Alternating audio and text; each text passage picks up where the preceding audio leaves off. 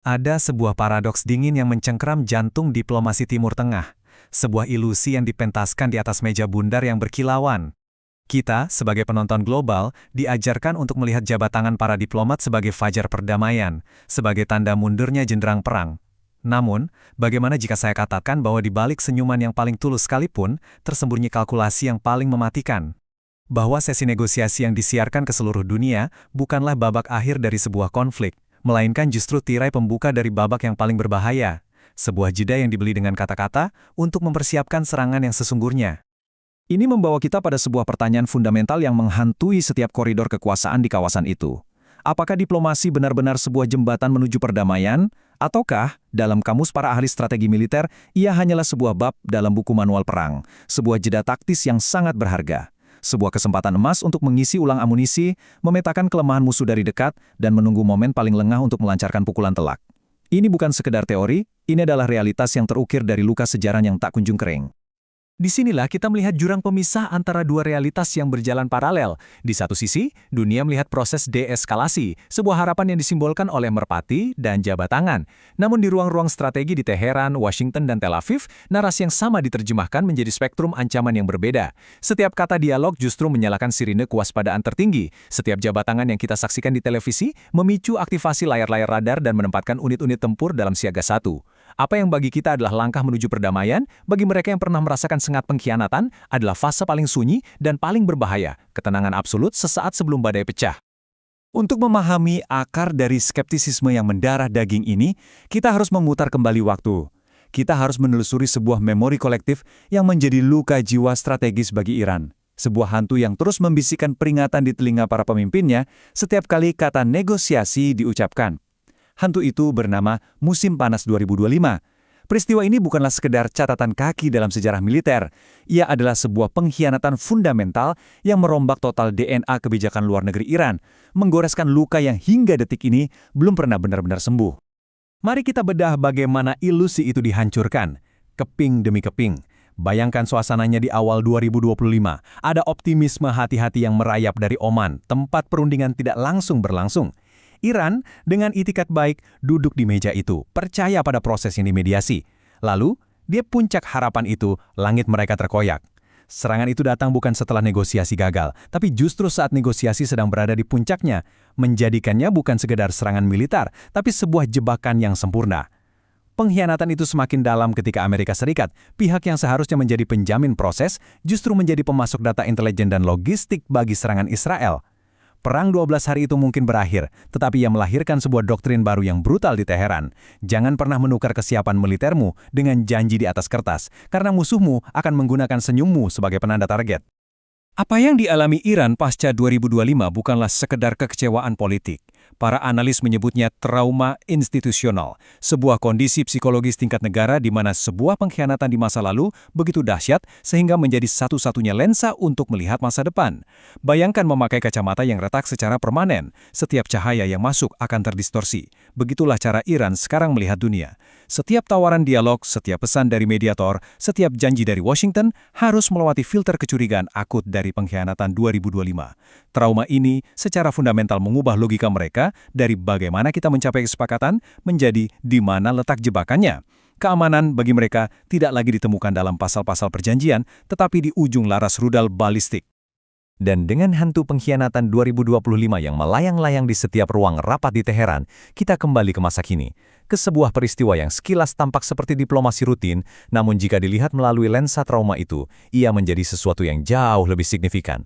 Sebuah kunjungan kilat oleh Perdana Menteri Qatar, sebuah pertemuan yang pesan terpentingnya bukanlah apa yang dibicarakan, melainkan berapa lama ia berlangsung. 120 menit. 2 jam. Dalam dunia diplomasi yang penuh dengan negosiasi maraton yang bisa berlangsung berhari-hari, durasi ini adalah anomali yang mencurigakan. 2 jam tidak cukup untuk merumuskan konsesi, tidak cukup untuk membangun kepercayaan, bahkan tidak cukup untuk sekedar berbasa-basi secara mendalam. Tidak. Durasi singkat ini hanya memiliki satu tujuan, pengiriman. Ini bukanlah dialog, ini adalah serah terima sebuah paket. Sebuah pesan yang sudah final, yang tidak lagi membutuhkan diskusi, hanya memerlukan penyampaian dan pemahaman akan konsekuensinya. Kita bisa membayangkannya sebagai sebuah estafet diplomatik paling menegangkan di dunia. Di Washington, sebuah pesan yang sangat sensitif dirumuskan, Tongkat estafetnya, yang mungkin berisi ultimatum terselubung atau tawaran terakhir, kemudian diserahkan kepada Qatar, sang kurir terpercaya yang memiliki akses ke semua pihak. Qatar kemudian berlari melintasi Teluk Persia, bukan untuk bernegosiasi, tetapi hanya untuk menyerahkan tongkat itu di Teheran. Iran menerimanya, bukan untuk dibahas, tetapi untuk dibedah. Mereka tidak hanya membaca kata-katanya, mereka menganalisis jeda di antara setiap kalimat, mencari makna tersembunyi, ancaman yang tak terucap, dan janji yang tak tertulis. Dan respons Iran setelahnya adalah sebuah mahakarya dalam seni pensinyalan geopolitik. Mereka tidak menolak mentah-mentah, tetapi juga tidak menunjukkan antusiasme.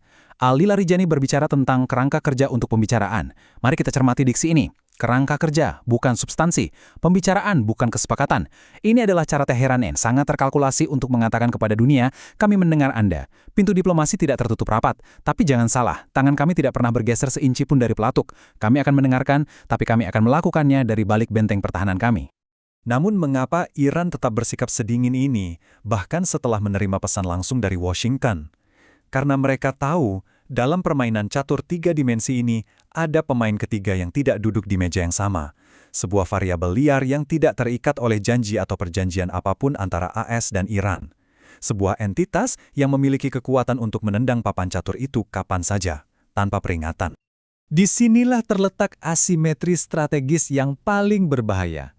Bahkan jika, secara hipotetis, Washington dan Teheran berhasil merumuskan perjanjian yang paling sempurna sekalipun, tinta di atas kertas itu sama sekali tidak mengikat Tel Aviv.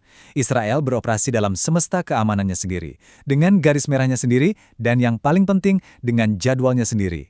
Mereka adalah aktor independen dengan kemampuan dan, yang lebih menakutkan, kemauan politik untuk bertindak secara sepihak, mengubah seluruh lanskap strategis dalam hitungan jam, dan membuat perjanjian apapun menjadi selembar kertas yang tidak relevan. Dan ini membawa kita pada sebuah konsep krusial yang menjelaskan mengapa Iran tidak akan pernah dan mungkin tidak akan bisa sepenuhnya percaya pada jaminan Amerika, konsep pengikut strategis. Pengalaman pahit 2025 mengajarkan Iran sebuah pelajaran brutal. Amerika Serikat, meskipun berstatus negara adidaya, dalam krisis Israel-Iran seringkali tidak memimpin. Ia terpaksa mengikuti. Israel menciptakan sebuah fakta baru di lapangan, sebuah serangan militer, dan Washington karena ikatan politik dan historisnya tidak punya pilihan selain menyesuaikan kebijakannya untuk mendukung realitas baru tersebut. Jadi, dari perspektif Tehran, janji yang diberikan oleh Gedung Putih hari ini bisa dengan mudah diveto oleh sebuah serangan udara dari Tel Aviv besok pagi.